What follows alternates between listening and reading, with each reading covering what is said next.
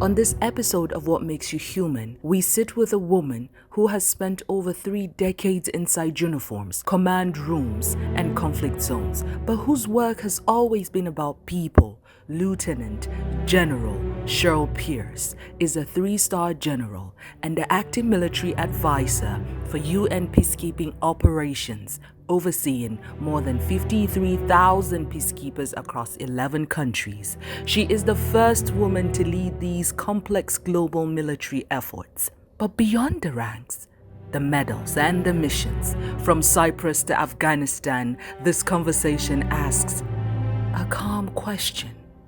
When the uniform comes off, what reminds her that she is human, just like the rest of us? Ladies and gentlemen, Lieutenant General Cheryl Pearce. Good morning, General. I have Sharon. never sat with a female general, so I'm so excited. I've never sat with a peace advocate. I think it's wonderful, Marin. I'm so inspired by your inspiration, your sense of purpose, and really your vision. I think it's wonderful and just brings me joy. Thank you. Thank you so much. And thank you for agreeing to come on the What Makes You Human podcast. You've spent decades in service, military leadership, peacekeeping. But before we really go into that, I would love for you to tell our audience who you are, a little about yourself. Yes, please. Look, Cheryl Pearce, I'm from Australia. I grew up in a small country town. I'm a mum. I have 2 young adult daughters, a wife. I have a wonderful husband. I have, you're right, nearly 4 decades of service with the Australian Army, and I have always just wanted to make a difference. It's really that simple, and everything has been about opportunities and choices, and trying to raise a family, trying to be a working mum, trying to just be my best each and every day, and to really reach out and to touch people. Thank you. Thank you for sharing. And what was it like growing up? Did you ever think or know that you would be here today? No. Look, I joined the Army when I was 18. I knew that I wanted to be something that was bigger than myself. I didn't have any vision about what that was. I have, my grandfathers were in the military, and but not my immediate family. And I joined, and I never saw myself here. Each step, each bound, and depending on the circumstances, depending on where I was in my life. And the military, they give you and tell you where you're going to go, and to make the most of those opportunities. And then when those little sliding door moments happen, is to grab where I can into the peace and security world. And, more in my senior years, I had an opportunity in Timor-Leste as a military observer. And I really love the way that I can reach and touch the community. It really resonated with me, both as a military officer, but also as a mum, as a member of community, member of a small town. It was actually how to pull the communities together to help them find their own way forward. Right. And growing up, what was your favorite childhood memory? Look, really for me, it was just about friendships. It was about my girlfriends and my girlfriends from school. It was doing things together, shared activities and sport, Wow. just the freedom. I was very fortunate I didn't grow up in a social media world. So, for me, it was about what was around you, and that was your world. And I had a very safe and joyful youth. That's so powerful. I hope you're inspired. So you've spent decades in military service, leadership, and peacekeeping. When you take off the uniform at the end of the day, what reminds you that you're simply human like everyone else? My children, and my husband, I'm Cheryl Pearce, and they're very proud of what I do, but they're very proud of me as a mum. And for that, that's actually what grounds me. You know, for all the concerns, all the stressors, all the work that I do in the, you know, the global environment, or even more in the communities for which we serve and support.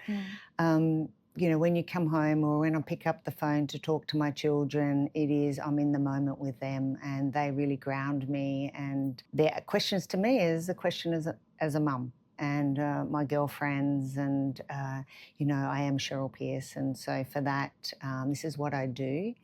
It's not who I am. Thank you. What you do and not who you are. That's so powerful, and it feels like there's so much to unpack. I need to reflect on that a bit more. If I said though, you know, it does come together, because I have a saying in Australia, which is do what you love and love what you do.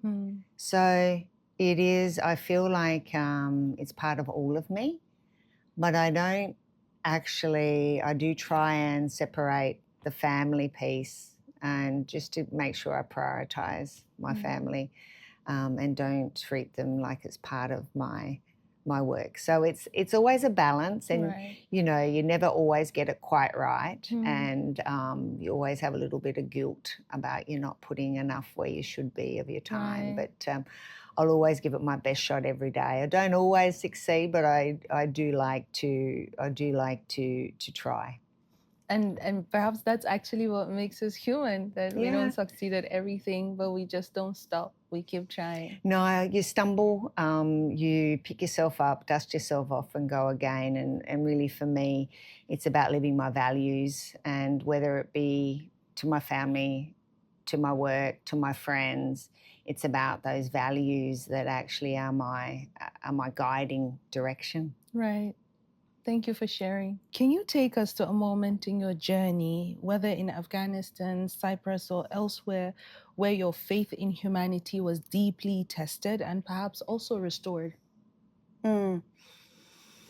It's actually, it would have to be in Afghanistan. I was the commander of the Australian task force that was there, and so I was working in a multinational headquarters. Australia, we had a particular mission, a particular role, but I was working in the diplomatic environment with our head of our ambassador there as Australia, trying to support and make a difference to support the government of Afghanistan at the time. And it was with the women and children, the orphanages, and trying to see the huge body of work that was occurring to give dignity to women, to give them a role, and their education and their training, and the officer training that I was actively involved with, that Australia was part of, is really to see them that they had the opportunity, and you can serve, and you can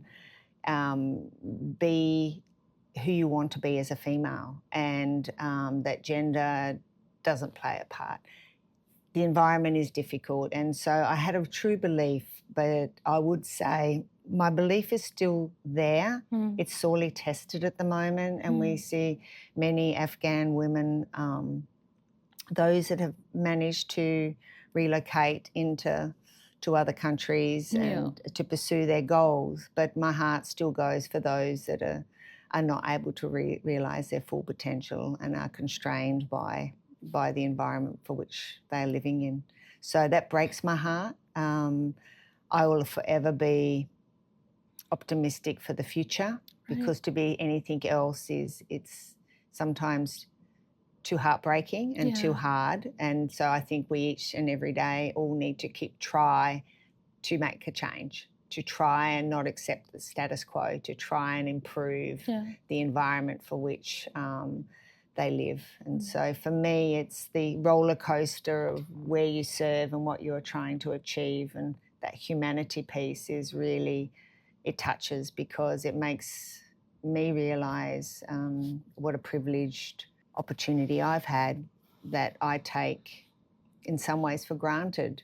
And I'm very humbled by that, and to know that that is not shared by all.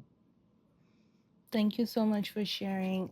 As a woman, how do you see discipline and empathy seating together? Because a lot of times when people talk or the other gender speaks, it's mostly around, you know, a woman cannot lead because this and that, and at the center of it is the combination of discipline and empathy. There's always this feel that they cannot sit comfortably together. How have you learned to carry both as a soldier who must plan with precision and as a peacekeeper who must listen with compassion? Yeah, look, I find it comes naturally. It's my authentic self. So my learned education and training as a leader in the military has given me a sense of that that command authority about that planning, that precision and the direction that needs to be provided. But equally, my values-based approach of respect, courage, and that humility and compassion that you have as part of your character enables you to both intuitively and learned respond in a leadership way that enables both active listening to the communities which you serve, but also lead and direct and guide. But discipline doesn't have to be in the absence of compassion and empathy. It's about accountability. It's about direction to the forces that you command about what they are to do, the why and the what, and they do the how. But it's actually then making them accountable for their actions. And that doesn't have to be what we sometimes vision as that really hard authoritarian leadership. You can do it in many different ways, but if you're true to yourself as the lead so that you can lead exactly the same way in 2 o'clock in the morning when those decisions need to be made that have a life or death consequence, or at 10 o'clock when you've had your coffee and you've had a good night's sleep, if you can respond to the same, that is showing that true leadership that comes through. Difficult circumstance will always be there, and you've got to, dig into your authentic style and leadership. And I did, look, when I was a junior officer, there wasn't any female leaders, and I was trying to follow a more masculine style, what I was taught. It's only as I've got through my career, and probably when I had children about battalion command, did I lean into my authentic self and own my own style. And then as I've sort of developed with more wisdom, I will call it, through my career, is being really comfortable to align to my values and to hold people accountable, but also be, have that an empathetic, and with the communities we serve, very much that compassion, but I would say have sometimes those respectful but difficult conversations. That still has to be had, and the absence of that creates a little bit of chaos sometimes when you don't have that consistency, transparency, and fairness across. So it's about respect. How do people, treating people how you would like to be treated.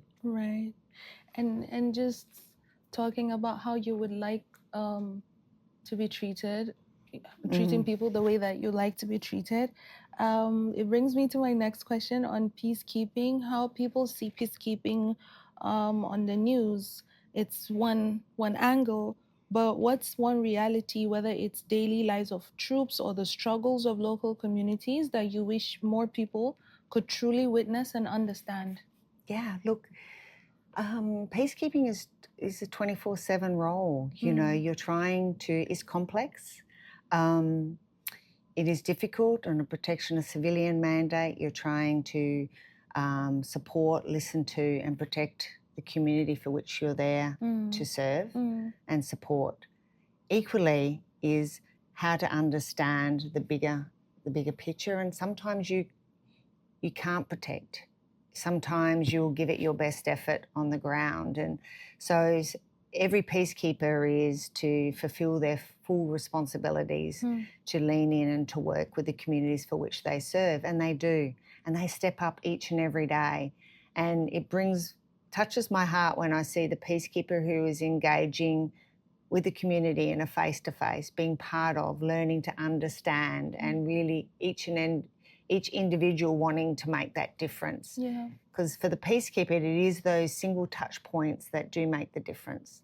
And that the numbers then that make those touch points do create it. So for peacekeeping, it is difficult, it is hard, And to achieve peace is not a simple task. No, it's not. Thank you for sharing. If you could share just one story from the field, something unforgettable that captures both fragility and resilience of being human, what will it be? If I can share, it was one when I was in East Timor. It was a moment where I was observing, monitoring, reporting. I had to report on a political march that was going to occur, and I'd finished doing that, and I thought I'll do a tour of the markets. And a young man was being attacked by a gang with machetes, and I eyeballed him, and we made connection, and I got him into the vehicle, and I, was trying to quickly apply some bandages while I was driving. I was by myself, and I planted on the accelerator in the vehicle and went towards the market, and then got mobbed. And so it was out of body. I was calling, trying to get some help. I was trying to support the young lad that I had with me, and I couldn't get any response. And just again took off and went through and found a battalion to help and got him some immediate first aid, and they took him to hospital. And then I went back and cleaned and sort of tidied it up and went back to the office. And I had one moment that I thought the United Nations was going to take disciplinary action, because it was I didn't monitor, observe and report. I actually intervened to save this life. And I thought, oh my gosh, I was going to be in trouble. But true in my heart, I knew it was, for me, against my values, I knew it was the right thing to do. And the fragility of whether I was going to be there or be recalled and be home.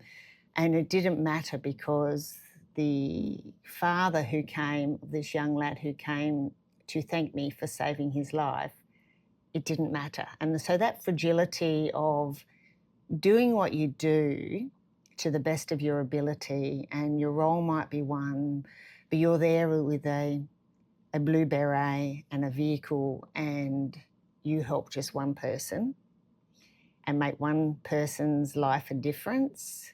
That's the fragility that I see in the peacekeeping, and the presence that we have as peacekeepers to do what's ours to do.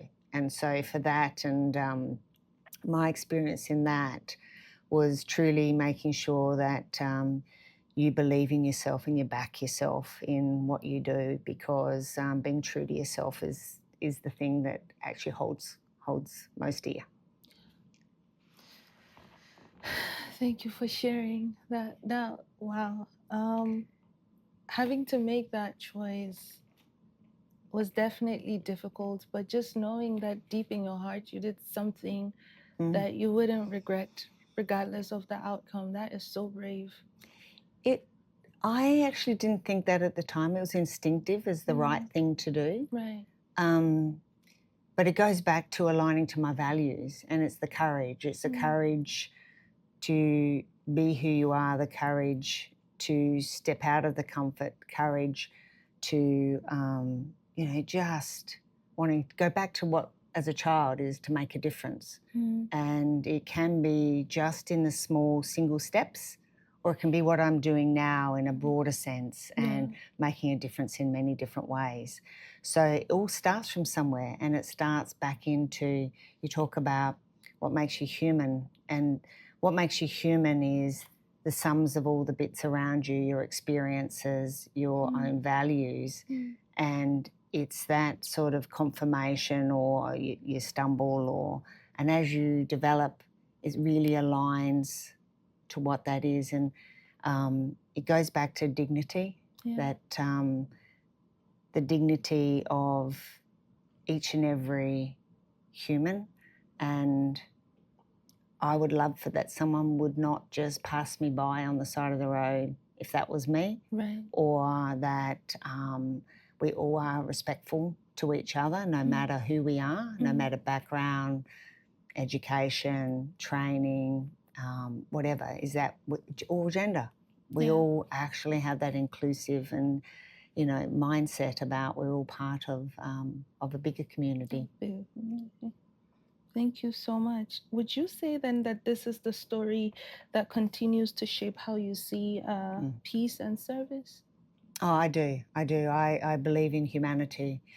Without it, I'm not sure where we would be. And, we are in difficult times. And each day I sometimes read I read the news, I read what is happening, and we still need to lean in, because that belief in humanity, the belief in what's ours to do, to follow our values, to ensure that our community, singular, our communities plural, and then our countries, how we can all look to create that level of peace and security more broadly, and how we work together to do so. Yeah. My last question for you would be, when you look back at your younger self, in your career, and just also in the journey of self-discovery, when was the moment where you realized that this is not a job anymore, it's actually a calling?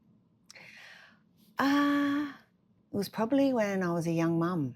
I realised I wanted it all. I wanted to be a mum. I wanted to be a military officer. I wanted to lead.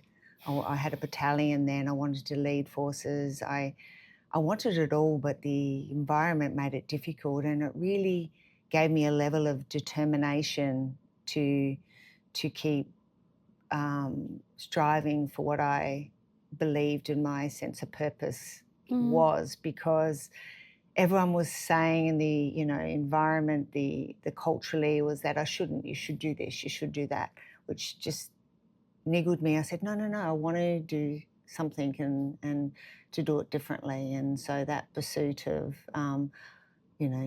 dancing to the tune of my own drum was one that I just went for it. And it meandered. This doesn't go in a straight line, but that true belief to who you are and believing in yourself has been a real mantra for me, that belief, because in the absence of that, you get a lot of others that don't. And I see that in you, if I was honest, if I can give back and say that you following your vision, your purpose and your dream, I see that, and that's what I said at front. It's really inspiring, because for you as a role model, for those that come behind you, they can see it.